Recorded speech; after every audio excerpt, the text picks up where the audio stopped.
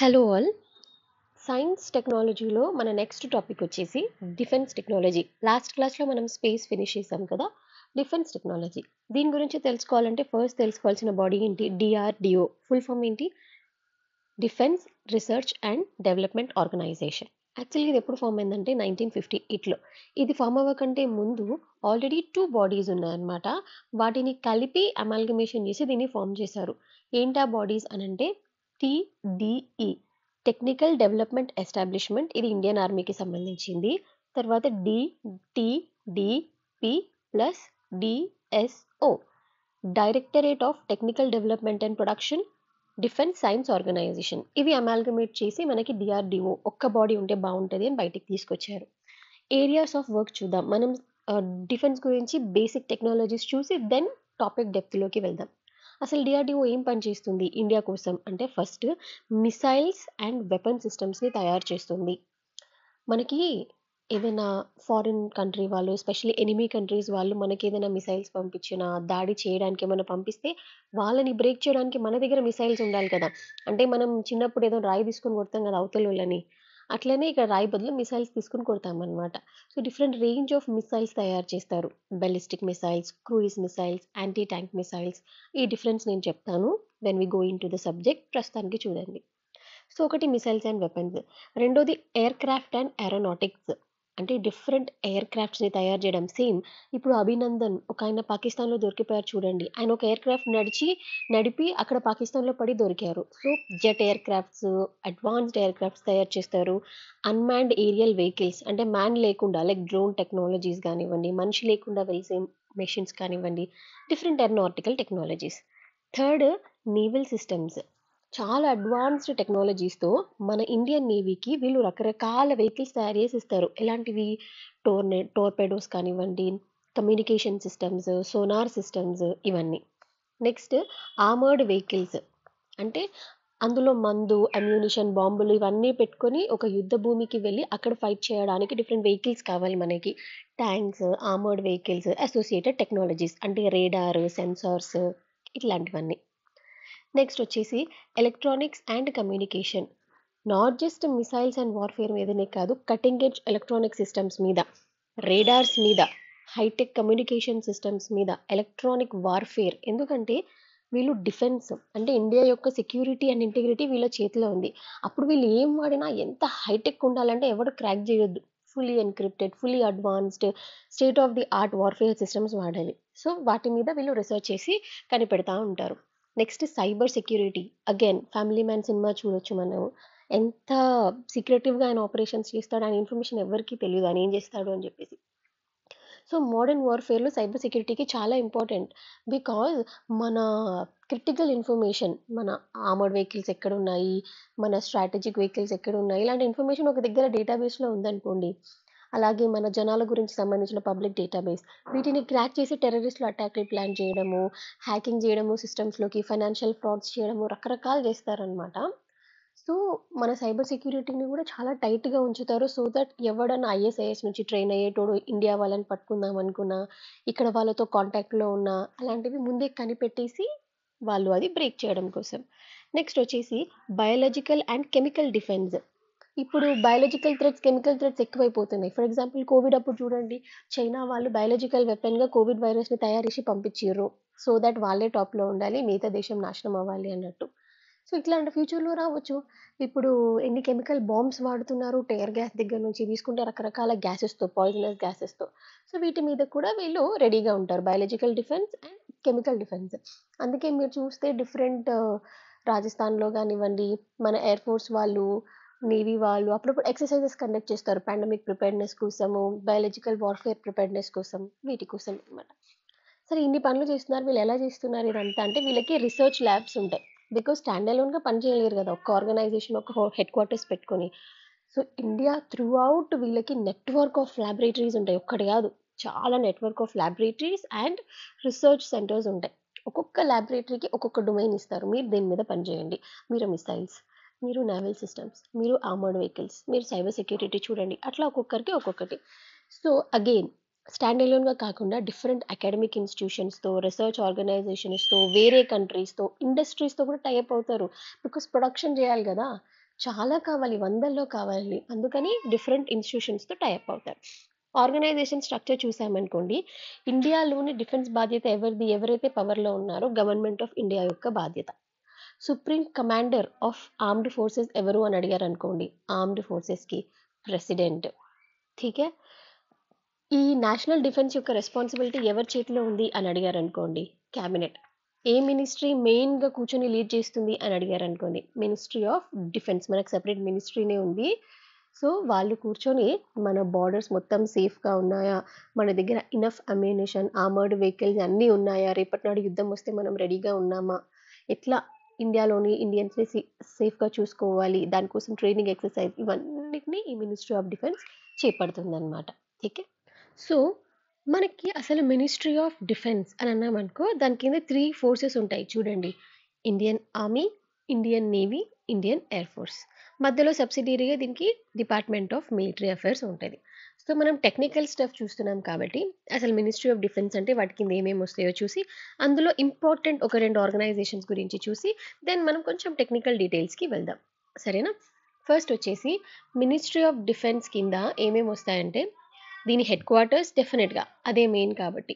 తర్వాత department of military affairs, తర్వాత department of defence production, తర్వాత DDR and D, department of defence research and development, department of ex service men welfare, finance division. ठीक है, ఇవన్నీ ministry of defence కింద వస్తుంది. ఇందులో ఈ డీడీపీ ఉంది చూసారా, డిపార్ట్మెంట్ ఆఫ్ డిఫెన్స్ ప్రొడక్షన్.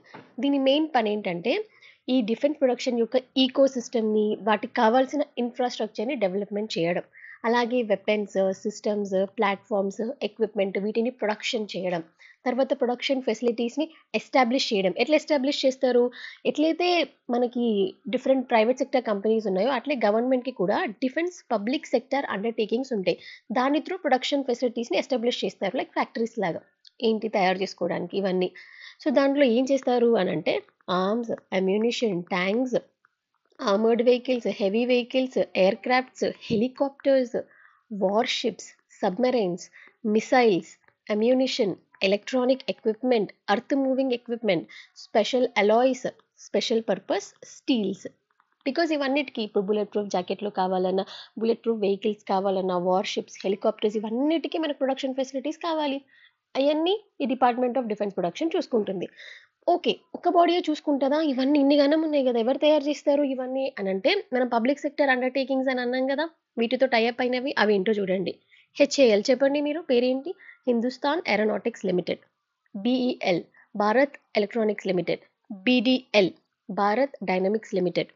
ఇట్లా చెప్పుకుంటూ పోతే GSL Goa shipyard limited, Hindustan shipyard limited, తర్వాత ఎప్పుడు న్యూస్‌లో వినిపిస్తది చూడండి, ఎండీఎల్ అని Mazagon dock shipbuilders limited అని చెప్పి, తర్వాత ట్రూప్ కంఫర్ట్స్ లిమిటెడ్, యాంత్రా, ఇలా చాలా చాలా టై అప్ అయ్యి వీటితో ప్రొడక్షన్ చేపించుకుంటారు. తర్వాత ఇంకొక బాడీ ఉంది చూడండి ఇక్కడ, డీడీఆర్ అండ్ డి. ఏంటది? Department of defence research and development. దీనికి హెడ్ ఎవరు ఉంటారంటే, ఒక ఆయన సెక్రటరీ ఉంటాడు ఈ బాడీకి. ఈ సెక్రటరీనే ఎవరు అంటే, డిఆర్డిఓ చైర్మన్గా ఎవరు పనిచేస్తారో ఆయననే ఈ బాడీకి సెక్రటరీగా ఉంటాడు. వీళ్ళ మెయిన్ పని ఏంటంటే, రీసెర్చ్ అండ్ డెవలప్మెంట్ చేయడము. ఏవైతే మన 3 ఫోర్సెస్ ఉన్నాయి కదా, ఆర్మీ, నేవీ, ఎయిర్ ఫోర్స్, వాళ్ళకి కావాల్సిన defence technologies, systems and equipment, ఇప్పుడున్న కరెంట్ సిచ్యువేషన్స్కి మనకి ఎలాంటి టెక్నాలజీ కావాలి అని ఫస్ట్ రీసెర్చ్ చేపియాలి. దాని తర్వాత దాన్ని డెవలప్మెంట్ చేపియాలి, దానికి కావాల్సినవన్నీ చూసుకోవాలి. ఠీకే. సో, ఇవన్నీ డిఆర్‌డిఓ కింద వస్తాయన్నమాట. సో, మనం కొంచెం టెక్నికల్ డీటెయిల్స్‌కి వెళ్తే, డిఫరెంట్ టైప్స్ ఆఫ్ మిసైల్స్ ఇవన్నీ వాళ్ళు ఏం తయారు చేస్తున్నారో చూసాం కదా! మీనింగ్స్ చూద్దాం. మీనింగ్స్ చూసి నెక్స్ట్ డిఆర్‌డిఓ టాపిక్‌కి వెళ్దాం. ఫస్ట్ మిసైల్ అంటే ఏంటో మనం చూసామనుకోండి, మనము ఎవరినైనా డెస్ట్రాయ్ చేయాలి, ఒక ఎనిమీని డెస్ట్రాయ్ చేయాలన్నప్పుడు ఏదో ఒకటి చేతిలో ఉన్నది త్రో చేసామనుకోండి, లైక్ చిన్నప్పుడైతే రాళ్ళతో కొట్టేవాళ్ళం కదా! బట్ ఇక్కడ ఏంటంటే మనం మిసైల్స్‌తో కొడుతున్నామన్నమాట. మిసైల్స్‌ని త్రో చేస్తున్నాము. చిన్న చిన్న డిస్టెన్సెస్ కాదు, వేరే కంట్రీ మీద, వేరే కాంటినెంట్ మీద, వాళ్ళకి వాళ్ళు కూడా రేడార్స్ ఇలాంటి సోనార్ సిస్టమ్స్ పెట్టుకుంటారు. సిస్టమ్స్‌కి దొరకకుండా మనం కొట్టాలన్నమాట. సో, అలా త్రో చేసేవే మిసైల్స్. సో, డిఫరెంట్ మిలిటరీ అప్లికేషన్స్‌లో యూజ్ చేస్తాము. ఎయిర్ డిఫెన్స్‌లో, యాంటీ షిప్ వార్‌ఫేర్‌లో, స్ట్రాటజిక్ బొంబార్డ్‌మెంట్‌లో, వీటిలో యూజ్ చేస్తాము. అయితే మనం టెక్నికల్ డీటెయిల్స్ చూస్తున్నాం కాబట్టి, అసలు what are different types of things made by DRDO. First ballistic missile అని చెప్పారనుకోండి, ఇది కూడా మిసైలే. కాకపోతే ఇదో పారాబోలా షేప్ ఉంటది కదా! ఇట్లా చిన్నప్పుడు మనం మ్యాథ్స్‌లో చూసాం. ఈ షేప్‌లో వెళ్లి పడుతుందనమాట. Cruise missile ఇంకోటుంటది. ఈ రెండిటికి డిఫరెన్స్ తెలిస్తే చాలు మనకి. క్రూయిజ్ మిసైల్ ఏందంటే కొంచెం తక్కువ హైట్‌లో వెళ్లి ఆల్మోస్ట్ స్ట్రెయిట్ లైన్‌లో వెళ్లి టార్గెట్. ఇక్కడ టార్గెట్ ఉంటది. దీన్ని మనం హిట్ చేయాలి. బాలిస్టిక్ ఏమో ఇట్లా పోతది. క్రూయిజ్ ఏమో ఆల్మోస్ట్ స్ట్రెయిట్. డిఫరెన్స్ ఏందంటే బాలిస్టిక్ చాలా హైట్స్ వరకు వెళ్ళగలదు. Even more than low earth ఆర్బిట్‌లోకి. లైక్ 250 కిలోమీటర్స్ నుంచి 2000 కిలోమీటర్స్ హైట్‌లో కూడా వెళ్ళగలదు. క్రూయిజ్ ఏంటనుకోండి జస్ట్ 100-200 కిలోమీటర్స్. అంటే క్రూయిజ్ అనేది వితిన్ ద అట్మాస్ఫియర్‌లో ఉంటుంది. బాలిస్టిక్ అనేది ఈవెన్ స్పేస్‌లో కూడా వెళ్ళిపోవచ్చనమాట. కానీ క్రూయిజ్ అనేది డిటెక్ట్ చేయడం అంత ఈజీ కాదు. ఎందుకంటే ఇప్పుడు ఒక కంట్రీ రేడార్ పెట్టిందనుకోండి. వాళ్ళ రేడార్ ఇట్లా స్పేస్ వరకు ఇట్లా ఆపరేట్ చేస్తా ఉంటది హైట్స్‌లో. ఇక్కడెక్కడైనా బాలిస్టిక్ ఉంటే దొరికిపోయే ఛాన్స్ ఉంది. కానీ క్రూయిజ్ చాలా తక్కువ హైట్‌లో అట్మాస్ఫియర్‌లోనే ట్రావెల్ చేయడం వల్ల దాన్ని డిటెక్ట్ చేయడం అంత ఈజీ కాదనమాట. ఠీకే ఇది డిఫరెన్స్. క్రూయిజ్ ఏమో జెట్ ఇంజిన్‌తో పవర్ అవుతది. అంటే ఏదైతే అట్మాస్ఫియర్‌లో ఆక్సిజన్ ఉంటది కదా! అందుకే అది అట్మాస్ఫియర్‌లో వెళ్తుంది. అట్మాస్ఫియర్‌లోని ఆక్సిజన్ తీసుకొని అదే పవర్ చేసుకొని మంచిగా స్ట్రెయిట్ లైన్‌లో ఎళ్తది స్మూత్‌గా. కానీ బాలిస్టిక్‌లో సెల్ఫ్ అన్నమాట. రాకెట్ ఇంజిన్ ద్వారా వెళ్తది. అంటే ఆల్రెడీ తనతో పాటు ఆక్సిజన్ క్యారీ చేస్తది.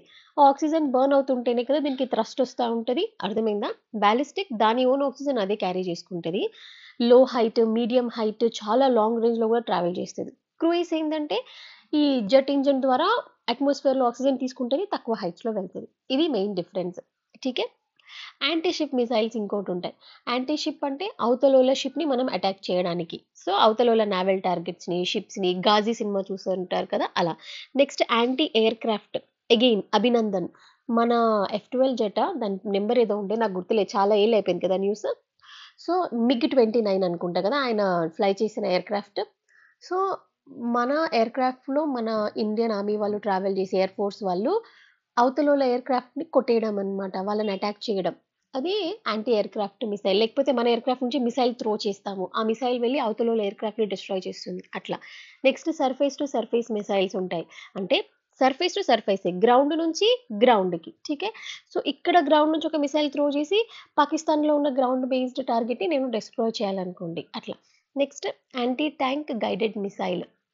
ఇదేంటంటే ఏదైనా అవతలోల ఆర్మర్డ్ వెహికల్స్ ఉంటాయి కదా! వాళ్ళ వెహికల్స్ నిండా అమ్యునిషన్, బొంబార్డ్‌మెంట్ ఇవన్నీ ఉంటది. సో, మనం కూడా ఒక యాంటీ ట్యాంక్ గైడెడ్ మిసైల్ చేశామనుకోండి, ఆ వెహికల్ వెళ్లి వాళ్ళని డిస్ట్రాయ్ చేస్తుంది. తర్వాత ఇంటర్ కాంటినెంటల్ బాలిస్టిక్ మిసైల్. పేరు బాలిస్టిక్ మిసైలే హైట్‌లో వెళ్తుంది. కాకపోతే ఇంటర్ కాంటినెంటల్ అంటే continent to continent. Africa to Australia అంటే కంట్రీ నుంచి కంట్రీ కాకుండా ఇది హై రేంజ్ అనమాట ఇంగ. Continent to continent. Next submarine launched ballistic missile. Submarine అంటే కింద ఓషన్‌లో ఉండే సబ్‌మెరైన్స్ ఉంటాయి గదా! కింద ఓషన్‌లో పనిచేస్తాయి అవి నావల్ టార్గెట్స్ కోసం. అందులో నుంచి మిసైల్ త్రో చేస్తే సబ్‌మెరైన్ launched. Next anti ballistic missile. అవతలోళ్ళు గూడా బాలిస్టిక్ మిసైల్ త్రో చేయొచ్చు కదా! వాళ్ళ దగ్గర గూడా ఉంటది. దాన్ని కౌంటర్ చేసేదే anti ballistic missile. Next man portable air defence system. ఇదేంటంటే పోర్టబుల్‌గా అంటే మనిషి ఇండివిడ్యువల్‌గా క్యారీ చేయొచ్చు. ఎక్కడికంటే అక్కడికి తీసుకెళ్ళి అక్కడి నుంచి మిసైల్స్ ఆపరేట్ చేయొచ్చనమాట. సో, ఇదంతా టెక్నికల్ డీటెయిల్స్. నెక్స్ట్ టాపిక్‌తో మళ్ళీ కలుద్దాం.